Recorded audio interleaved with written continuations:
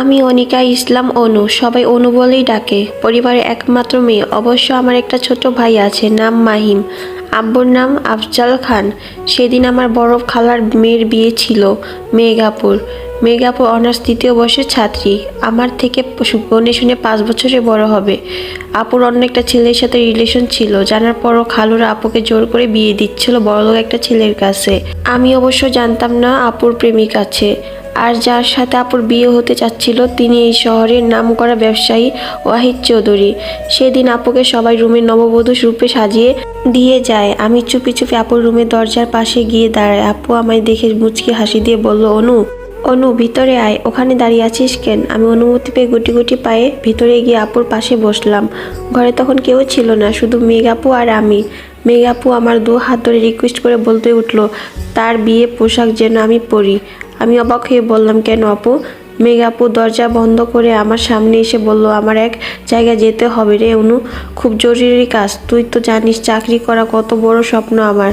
আমি শুধু সিভি জমা দিয়ে চলে আসবো, তুই চিন্তা করিস না, আমি 30 মিনিটের মধ্যে চলে আসব। তুই শুধু আমার লেহেঙ্গা পরে মাথায় ঘোমটা দিয়ে বসে থাকবি, যাতে কেউ বুঝতে না পারে আমি নেই। আমি খালি মাথায় কিছু ঢুকছে না, তবুও বোকার মতো জিজ্ঞেস করলাম, যদি কেউ আমায় বকা দেয় আপু তখন আমি কি করব? মেঘাপু আমার গালে আলতো হাত রেখে বলল, কেউ বুঝতে পারবে না, আমি তাড়াতাড়ি চলে আসব।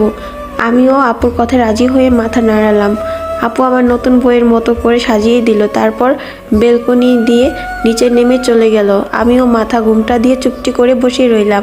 প্রায় 1 ঘন্টা পর হয়ে গেছে, আপুর আসার নামই নেই। নিচ থেকে সবাই আপুকে ডাকছে, কিন্তু ভয়ে আমি কোনো উত্তর দিচ্ছি না, আরও গুটিসুটি মেরে বসে রইলাম।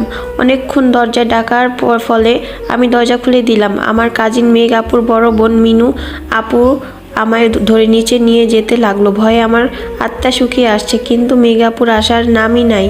আমায় নিচে নিয়ে গিয়ে জামাইয়ের পাশে বসানো হলো।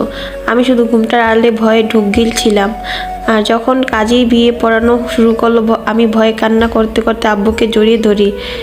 উপস্থিতি সবাই যেন অবাক হতভম্ব হয়ে আমার দিকে তাকিয়ে রইল। আব্বু আমার বুক থেকে তুলে কর্কশ কণ্ঠে বলে উঠল, এসব কি হচ্ছে অনু? তুমি এই পোশাকে কেন? আমি ভয় কেঁপে উঠে কান্না করতে করতে বলে দেই। সবাই যেন নিজ কোন কানে বিশ্বাস করতে পারছে না যে মেঘের মতো ভদ্র শান্তশিষ্ট মেয়ে এমন কাজ করবে। বাড়ির সবাই আমার উপর ক্ষেপে উঠল, কিন্তু সে সময় আব্বু আমার ঢাল হয়ে দাঁড়িয়েছিলেন। মামি যখন বলেছিল বড়লোক বাড়ির ছেলের সাথে মেঘাপুর বিয়ে হচ্ছে জন্য আমার নানি হিংসা হচ্ছে, তাই আপুকে পালিয়ে যেতে সাহায্য করেছিল। আব্বু রেগে গিয়ে বলে উঠল, নিজের দোষ অন্যের ঘাড়ে দেওয়া